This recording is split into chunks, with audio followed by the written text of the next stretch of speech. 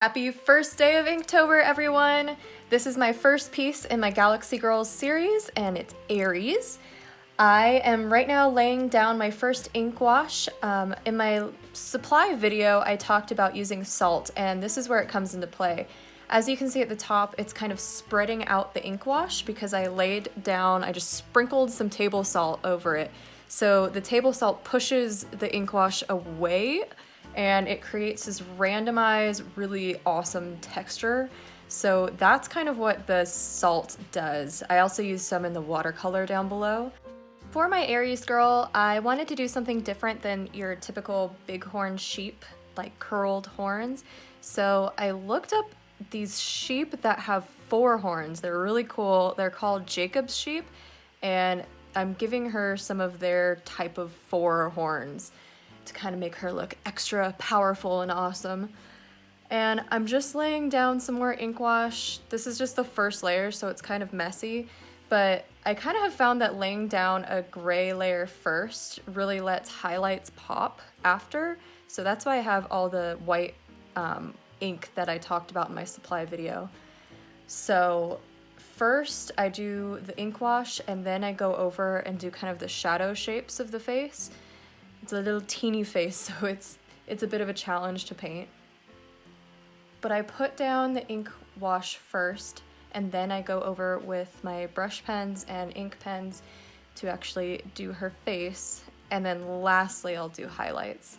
I'm not going to really go into super detail of every single little thing I do in these videos because I have 31 to do, so I'm sure I can talk about a different topic each time. I'd love to hear what topics you'd like to have me discuss down below. But for this one, I'm just going to talk about how nervous I am for Inktober. I'm actually very, very nervous to do all 31 days. I've definitely been going above and beyond with my first 2 pieces. I'm recording this after I've done the first 2. So I know that I have put a lot of effort into the first 2, and now I kind of have to continue that. I think the hardest part is going to be burnout for me because I take my ideas and I always go a little bit too far with them, and then I end up not finishing them or taking too long. So I guess that's what I'm really worried about, and I'm just wondering if anybody else is worried about finishing Inktober because they go a little too crazy with it. So hopefully my saving grace here is going to be using the texture of the salt to really have interesting backgrounds with minimal amount of effort, because you can't really plan where the salt texture is going to go. It's kind of like a happy accident. So down here, I'm using color first, so it's dried already, and then I spread out water and just kind of let the dark black ink spread out across it. And for me, that has created a really fun galaxy look. I also put salt over the black ink again. It doesn't usually spread out as well as with the lighter wash, but it does clear some pathways so you can see the color underneath, and it gives that nebulous effect.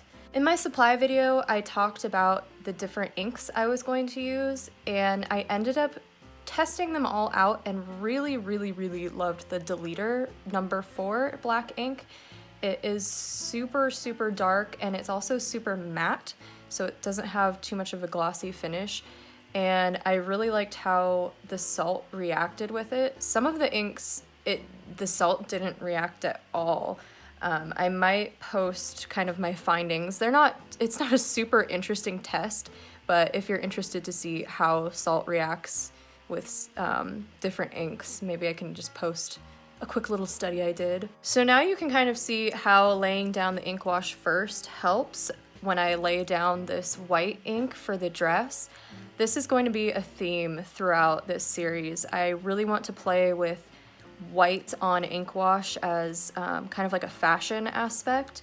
It almost looks like stars to me, so I really want their clothing to be very intricate and detailed with kind of lace and celestial patterns. I really liked how this one turned out. I'm using that little brush I talked about in my supply video and the IC comic ink. It worked out really nicely for the details on the dress and was very opaque and easy to use. I forgot to mention it before, but the little red dot in between her horns is supposed to be Mars, because that is the ruling sign for Aries. I'm really having a lot of fun layering ink washes this time because early in the year I did a coloring book. My Floral February prompt list was turned into Flower Girls, the coloring book. So I usually really love line art, and I'm still gonna do some line art with these, but I'm a little line arted out from that. So doing more of a painting right now, it's kind of more of a paint technique with ink instead of just lines. So hopefully that will kind of help with the burnout I have from doing all of the line work for the coloring book. Shameless plug, but that is in my shop, which the link is below. I struggled a lot with the arms in this piece. Actually, I struggle a lot with arms in general. I always tend to make them too long and noodly, so I wasn't exactly thrilled with how they turned out, but I do like how the hand kind of like it was a happy accident. The front two fingers of that, I guess it's her right hand, are dark, and the ones in the distance are lighter, and I didn't really mean for that to happen, but I really like how it turned out. So I think to kind of get rid of my fear of hands and arms, I'm just going to try and simplify them as possible. I tend to try and make everything super anatomically correct, and even though I'm trying, I always end up to kind of mess it up because I'm overthinking things. So I might just try and do something a little more simple this time. And then I'm doing this ram down here. I don't know if you can tell, but his eye is that metallic chrome I was talking about. I love that stuff so much. It's unfortunately not going to show in any prints I do, unless I do like limited embellished versions of that, but whoever gets the original is going to have some shiny ram eyes and stars. This poor ram, I messed up his face a million times. I just kept trying to draw the side of his face, and he just looked too cartoony. He looked just super dorky, and so I just erased it or blacked over it at least 5 times. Poor little guy. So there's the constellation. I used that with shiny ink as well. All of the pieces will have their constellation in there with metallic chrome. The dangling things from her horns are another theme that I'm going to stick with throughout this series. I don't even know what to call that, just white dangling lines, but I just really like that design look, so this is finally a chance I get to use that all the time.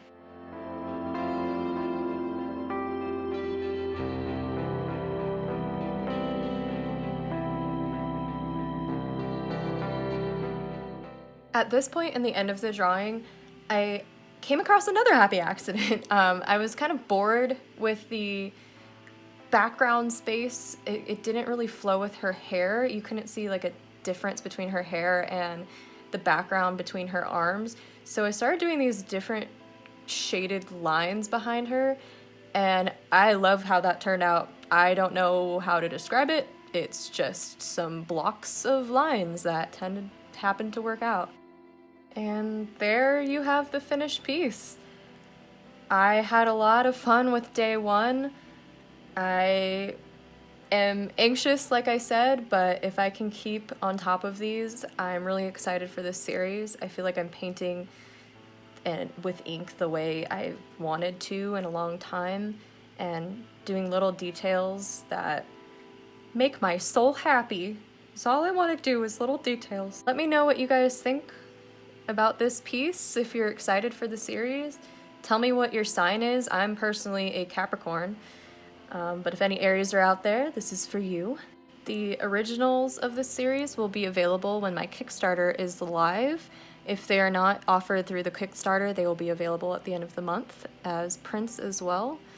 I can't wait to see you guys tomorrow. I am so thrilled with what you've been doing with this prompt list as well. Be sure to check out the tag Lyfe Inc. And thank you so much for watching. I'll see you tomorrow for Lepus, the rabbit constellation. Bye-bye!